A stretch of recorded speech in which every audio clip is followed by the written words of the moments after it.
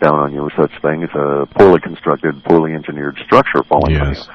So earthquakes are one of those natural disasters that I've been through a number of very large ones, and they don't scare me. What scares me is bad engineering. Yes. So you look around, you observe, what's around you, and you learn that in earthquakes that are sizable, never go under a door frame. It's just not appropriate. Go next to a file cabinet that's absolutely stacked full of paper, because a triangular void will be formed on either side of it because it will not compress. Right. Where door frames will crack and they'll compress, or they'll twist.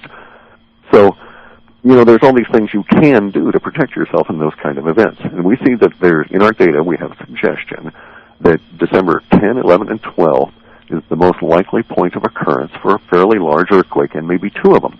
And if there's two of them, one of them is going to be in a band of latitude that is 32 degrees to 36 degrees north. Now, this is kind of again, weasel word kind of thing, because it covers a huge chunk of the planet. Mm-hmm. California, Japan, Pakistan, all these seismically active areas. So we have a lot of data associated suggesting that that's going to be one of the locations. The other most probable, that is to say the largest section of data going towards a secondary site for a twin earthquake kind of an occurrence, would be up here in the Pacific Northwest, and actually off sea, and it may cause tsunamis. Probably won't occur. Usually, we've got to be wrong on something somewhere, and so, probably won't happen as we envision it, but we do have indications of an earthquake on or about the window of the 10th, 11th, and 12th. Now, the curious part of that is that hyperdimensionally, and I think you can check this with Mr. Berglund, there's planetary alignments that would tend to support an earthquake on December 12th, just because of where they're at. Yes, absolutely. Well, let me ask you, how often have you been wrong about something like this? How have we been wrong? Well, at least half the time, in the sense that, there's some stuff that we have not seen appear. Some of the language was inaccurate, or we misinterpreted it. Usually we misinterpret the stuff, even though we get the big emotional event, we're really wide of the mark as to what caused it. Yes. So, but on earthquakes, I hate to say it, we're getting a little bit better than we had been in the past. Yes. So, after an event happens, there's times that you come back and go, okay, well, we called it wrong, as saying it was going to be this. It really turned out to be this, because after the event, it kind of the realization, again, the aha moment of, okay, I gotcha. Correct, and that's part of our feedback loop, is that we have the ability in between each of the runs we're doing to go and digest all the information that came out and about the event. So taking the earthquake specifically in China, once the images of the interrupted wedding hit, and we saw the language appearing about it in the chat rooms and on blogs, etc., we were then able to take a lot of that language and go back and correlate it with our predictive language and get a better way to fine-tune that kind of thing in the future. Yes.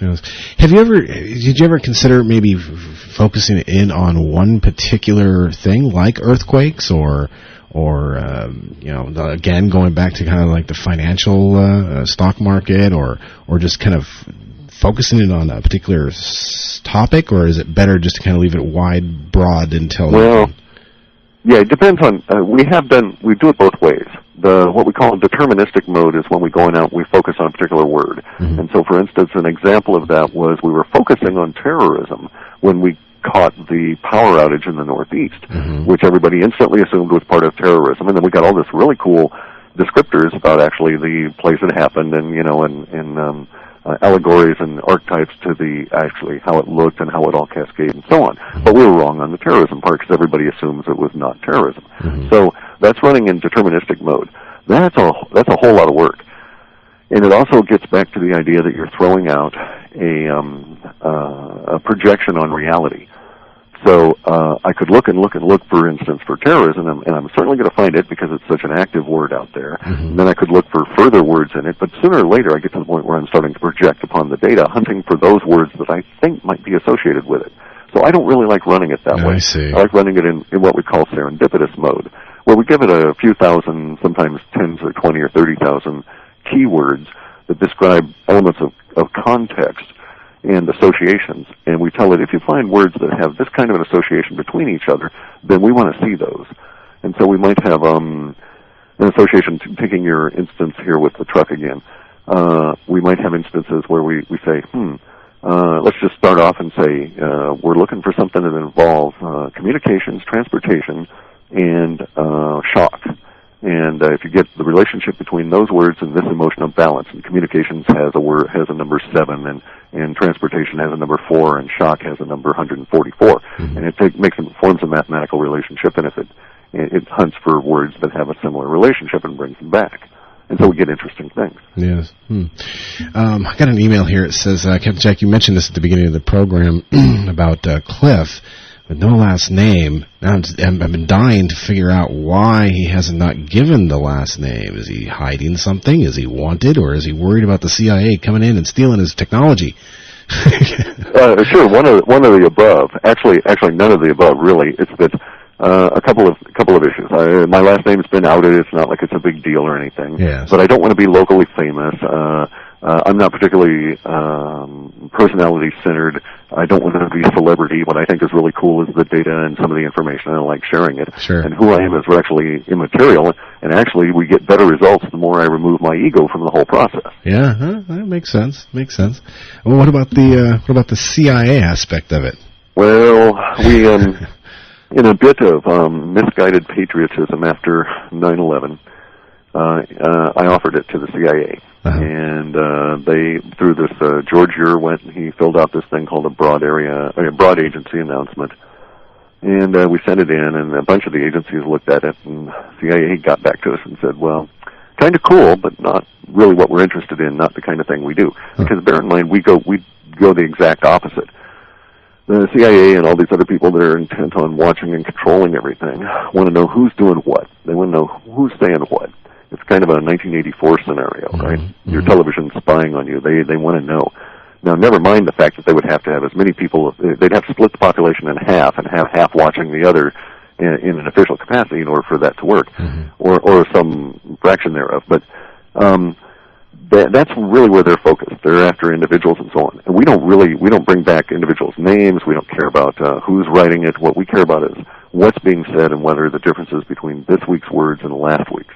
So to a certain extent, it would envision, they'd have to flop their whole universe upside down to grasp it. Yes. Or they're already doing it and we're rather crude. Good point. Very good point. Well, what are some of the hurdles that you're still trying to get over with this? As far as, is there a manpower issue? I mean, if you had more people, maybe working on discerning the information would help in some way, or what are some of the we're content to stay where we're at the moment because I think in a few years it's kind of moot. It doesn't matter. I don't see this as a long-term technological kind of thing. Let's take the idea, you're familiar with Terence McKenna? Yes. Terence McKenna had the idea that time was a fractal spiraling in on itself, and that as we approach 2012, the actual nature of time, the feel of it, if you will, the flavor, the taste, would change, and it would spiral in and get denser. And these are really not appropriate words to use in the context, or in the concept. But if that's the case, and if the synchronicity, for instance, you're sitting out there, again, for your truck example, not the actual truck part, but the actual, what was it that caused you to pay attention to that particular fleeting image seconds before the manifestation? So at some point, that whatever, that mental state of calm or quiet or absence of distraction, or even so much distraction that it had been burned out of you for that day, allowed you to break through. Now, in our view of things, that will increase to the point where our kind of technology will be rather useless. Very true. Very true. That goes back to the whole... So really, why try and grow it? Why try and get more accurate? Universe provides me with interesting work.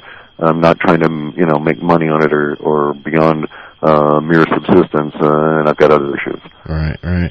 Well, on a collective consciousness level, though, I mean, for instance, the whole saying, two heads are better than one. You got two psychic heads are better than one. You got, 20 million psychic heads all kind of collaborating on a message board with each other about what kind of, because even with psychics, whenever they have information that comes through, even though, like going back to my truck scenario, in my mind, I saw the vehicle being hit, and the accident actually happened. It was off. I mean, that was 1% of of my thought that was out of the realm of reality. But again, there was that 1% of flaw, and that we kind of see that with psychics. They say, okay, I'm seeing whatever, and there's a percentage that's just not 100% accurate. It's kind of fuzzy right there. So you got all these people that may be, let's say, all psychic, proven psychics, but again, you have that fuzziness. All of them working together. Couldn't the bot technology No, I think it would actually go the reverse. The problem is that in my understanding of it, and having done meditation for years and been a martial artist and so forth, I think it is the calmness, the absence of the intrusion of the mental noise that allows these things to be meaningful. And that what actually happened to you was something probably close to the following. There was an instant flash at some level, probably quasi-visual, of that crossing force